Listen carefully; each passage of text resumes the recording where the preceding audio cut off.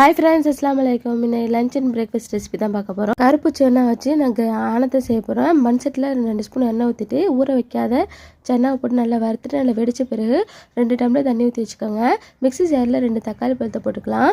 போட்டுட்டு 1 ஸ்பூன் மிளகாய்த்தூள், 1 ஸ்பூன் குழம்பு மிளகாய்த்தூள், 1 ஸ்பூன் கொத்தமல்லி தூள், 1/2 ஸ்பூன் மஞ்சள் தூள் போட்டு நல்லா அரைச்சி வச்சுக்கோங்க. பிரேக்ஃபாஸ்ட்டுக்கு ஓட்ஸ் கஞ்சி தான் செய்ய போகிறோம். ஓட்ஸை வந்து ஊற வச்சுக்கோங்க. 1 கப்பு ஓட்ஸை வந்து இப்போ வந்து சென்னா வெந்துருச்சு. அதே பேனில் வந்து 2 ஸ்பூன் எண்ணெய் ஊற்றிட்டு ஒரு வெங்காயத்தை வெட்டி வச்சுருக்கேன். அதையும் கொஞ்சம் அவரைக்காய் சவுச்சோ வெட்டி வச்சுருக்கேன். அதையும் போட்டுட்டு 1 ஸ்பூன் வந்து உப்பு போட்டுக்கோங்க. அரைச்சி வச்ச விழுதை போட்டுக்கலாம். போட்டு நல்லா பரட்டிட்டு முருங்கைக்காய் கொஞ்சோன்னு போட்டுக்கலாம். சென்னா வேக வச்ச சென்னாவை போட்டுட்டு மிக்ஸி ஜாரில் அலசி தண்ணி ஊற்றிட்டு அதை நல்லா வேக வச்சுக்கோங்க. ஒரு பேன் அடுப்பில் வச்சுட்டு 2 ஸ்பூன் நெய் ஊற்றிக்கோங்க. 3 ஸ்பூன் வந்து ரவாவை போட்டு நல்லா வறுத்துட்டு ஓட்ஸை ஊற வச்சுருந்தோம்னா அதையும் போட்டு 2 டம்ளர் தண்ணி வச்சு 1/4 ஸ்பூன் உப்பு போட்டு நல்லா வேக வச்சுக்கோங்க. வெந்துட்டு இருக்கப்போ ஒரு சின்ன லெமன் சைஸ் புளி வந்து கரைச்சி காய்கறி ஊற்றிக்கோங்க. கொதிக்க வைக்காருங்க. சூப்பரான ஆன ரெடி. ஓட்ஸுக்கு தேவையான பால் சீனியை போட்டு இறக்குங்க.